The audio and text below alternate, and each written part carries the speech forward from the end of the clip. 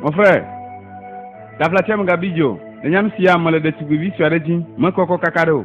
Aye agbade jean lenu. Aye ubenam. Elle tadin le kwam. Le numéro tadou wam. Aye amule wegombe jarabagake. Manyewe de u jarabalnya topemu. Me karajibe me kwendisia. Ah. Etu afisi arkeva yi. Enyo. Akpena kaka. Afisi agujira. Okay, akpena o.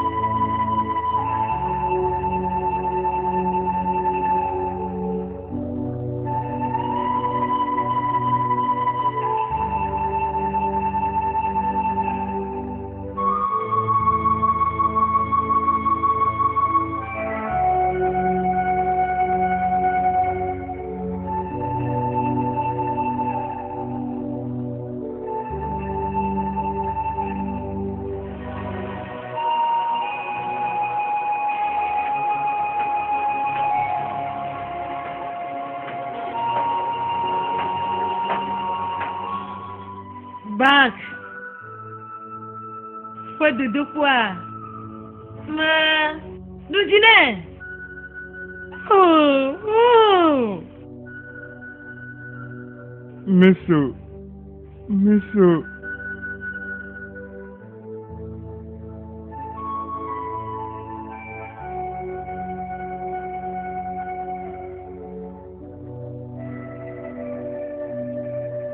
Baka. Me pas moyen. Me doudi.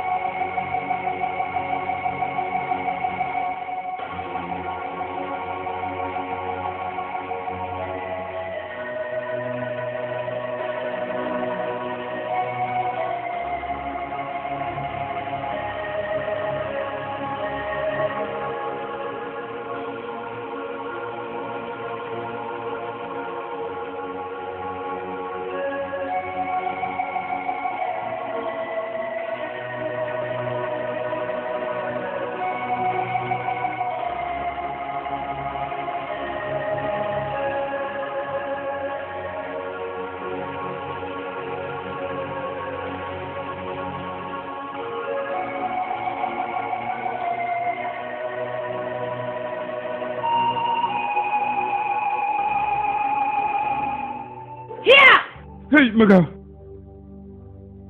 Nyelo na enye ike na e. Amakana nya. Mawo.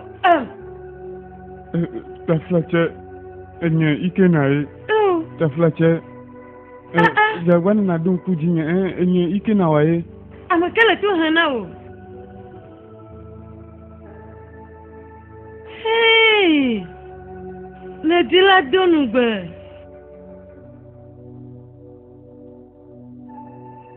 Enyo ta siga do alona. Amake oni saklo na. Oh mawnya. Dina la. Oh yes. Ever do. Amake oni saklo na. Hey! Magakatila nunyo. Maga mama, Joy, de tugula famanya. De tugula famanya. De tugula famanya. Joy titia. Nyelo na. Majuta flachena onesia. Cheka mbana majule go ho yi jijide alia. Azwa motrok bobana onesia. Ma onye ntete de siere bana na trodo du ko munwire na amnesia.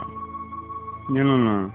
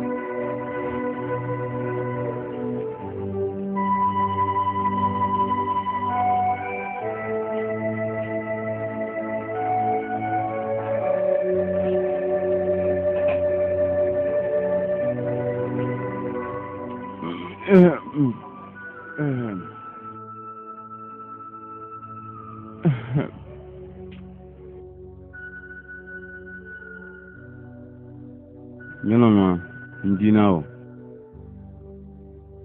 alaka ozaido dine dono nyudia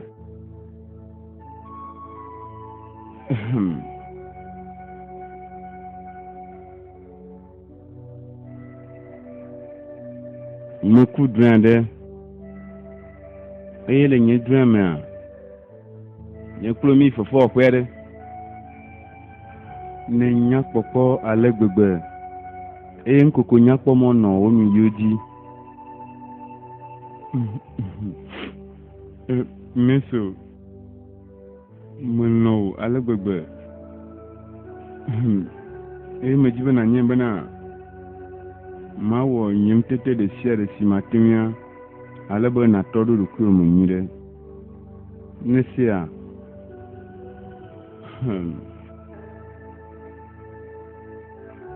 Mesoma Mesonya Misian lato doru nesia lato do kuma jikamugacho melinao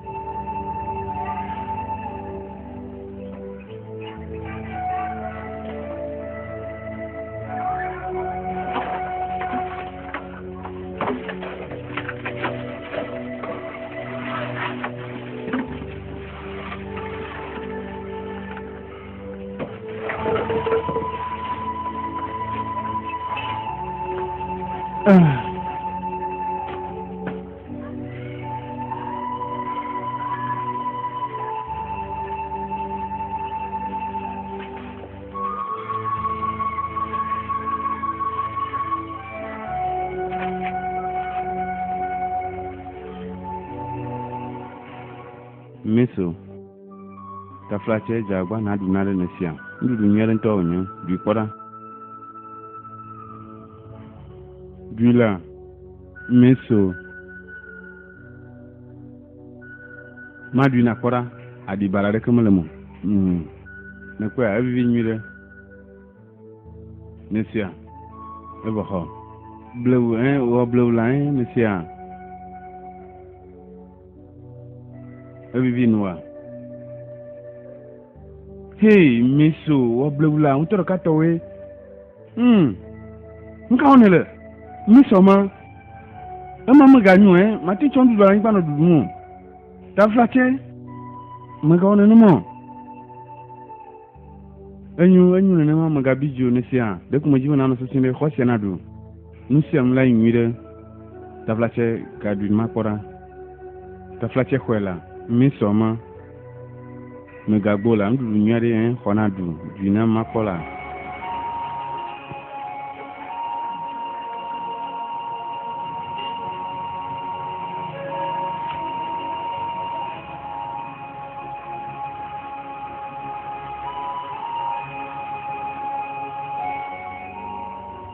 Nuka chuchu onye le fudena mesoma.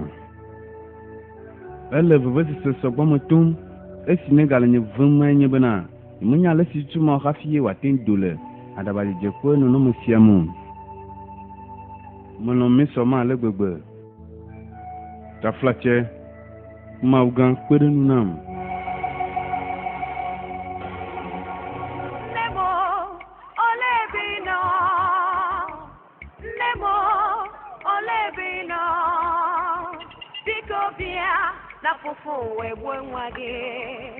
Obonye gagugu mobio Nemo yara lamla Obugini kangeme Ijuwa obonye kanga koro Timo janyere makao Ijuwa me obonye kanga koro Proba back Français, Mat, Allemand, Madoudi.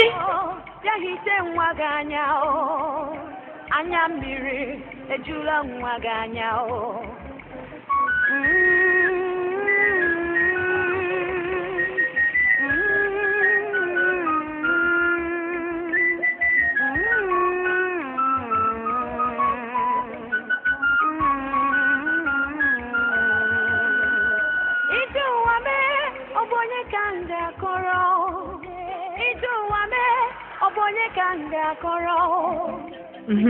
Dinya alaka no alido eli nyide ke azo ale pana sukuru kwakwa alo mama stage ko ipoto na ma o hey nyao kafu ete na o dinya akpena o mama no ma le yo me dinya ya pa madro e onya titi a o chen do poda tugbevi onya e pana sukuru kwakwa ba e ba me akpamida enyu wezon lo akpena o ezare no te alo afika le dole yin ha de ma ga bia be nuka wa nu ya nuka de jilani ne ku kwesi ne chama na nkwa enyu we am gavon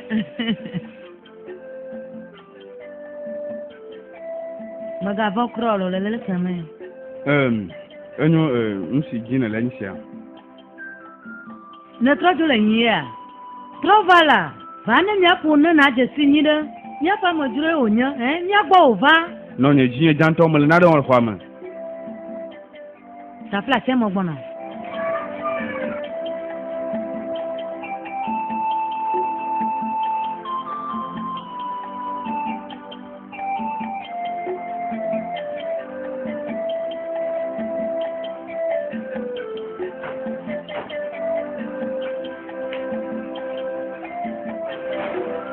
Ikena Musi wale la pa gomade. Mama ni mose obi bia gomo. Masa de bia ka gomo. Nuka ta ele dun pe de tu bia na ma. Mama ni mo junu kure. Mo chom fafa va ne abale sin bia tu bonye ne. Jinye mo vu mo na no hafi ne yom. Ji o mo bula ti se hafi mo yo bona fa. Mo nyan sitae. De tu bia da ba to matae. Mama, me so ma mo jarabo. Susu mo kwe chakane. Mo jarabo, susu mo kwe chakane nka wale nya. Ikena adabato pohonwa adabato ya hanyo nyasi gro ko pe mtoka tale tumu we ma Ikena nkele fude na o wode tugbinya ko stroki mati mo klo baba na dada amesi pana sukulu koko we na go fudu du pra mesi jarabado nkele fude na o mama taflache du domisia mama le tugma siona le bada bato nyalo no to wonya baro ye ya mesi enye jala kukuna na ne ka ti to mi mama mun to ma ti to bado ko blalala mala da golo ma di po wa mesi kaka ivodi gbova abado wo kom bodo tubidia da batoma ma tolo hunyomu ma to atundo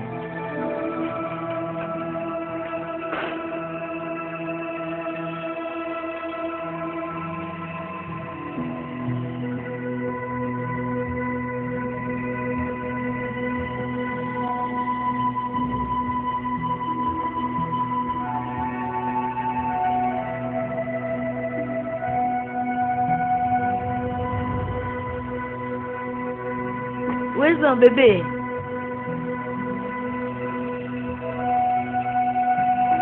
Bebe. I'm Kenya o bebe a. Enu kata na nyanu ya do. Ella bana podi. Ni mo dun ku bana mo bia to gbo bana na ya nyanu podi na mo. No we bia to gbonye. Nuka onyere ji na fisia.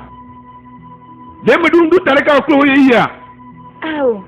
Ni mo dun na kala mo mu. Ito ha on du la so gbele majiji man.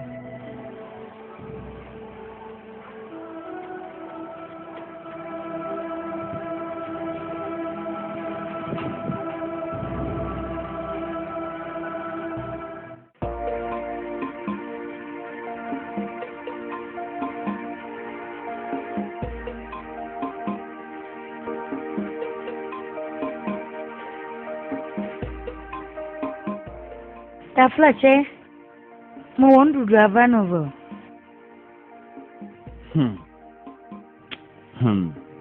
Nuka onyere fude na o. Alo de mo nya msi la o paklo wa gbo ya, De mo glo no bana ador nyu mo jira du no a. Ikenna. Nuka tenele nfona nenema. Mbara ke mo ofisi lai. Nubara onyebe modan no eye manya wa. De to nyu bia pepere no alka tugbo de tugbe. Mesia. Mele bana bia tugbo nyu. Azon do tum. Ni munya na o gake so fere sere si onye mi takle no nyemi la oma. Na ma tegbere ji no bibi lai. Mele ji dege na nyu. Ele be nya sia wa no susu mu na o. Nfo flow.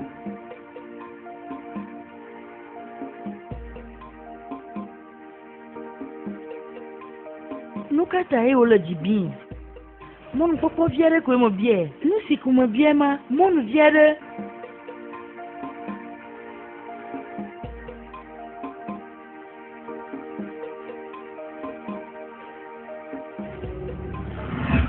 Mama mama da kukuna o jama. Mama mu wonye ntete de sie mate wo bana wa pogbonye. Ga kama le gbonye pomo. Anyu nto kpara mama.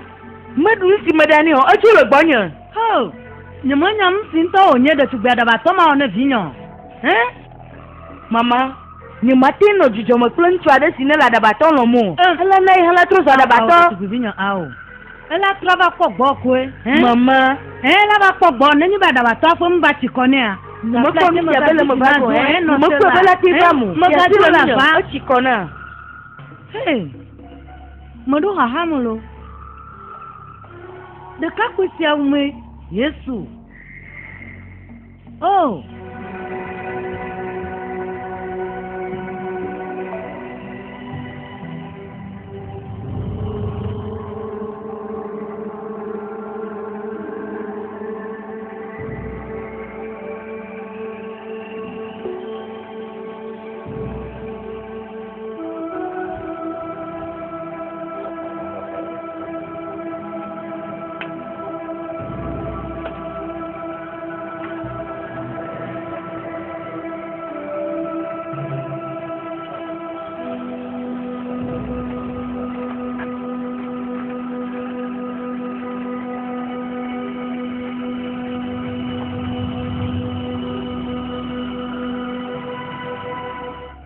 Nuka mi jime yo na. Hey Yesu,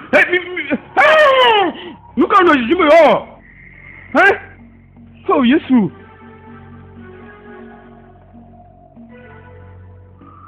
Miso. Wo se bu mo na rekana ore. Eni mo gavon oju ivo enisia. Mo le van ka ogo klo. Hey Yesu. Mo di ta flache na o mga video. Nesia.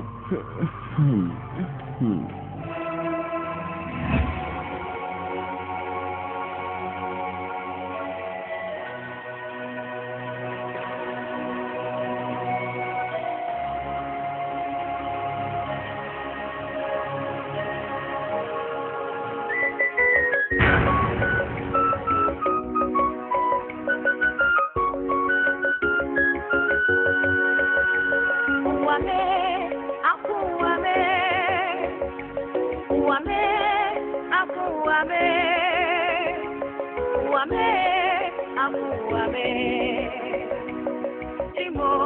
bịa nyere m aka nwogbenye ibesi yara nwogbenye ibesi hicha anya gị nwogbenye ibesi yara nwogbenye ibesi hicha anya gị nwogbenye ibesi yara n'ikpeazụ aga m onye ka mma Igbo bịa nyere m aka Igbo biko bịanụ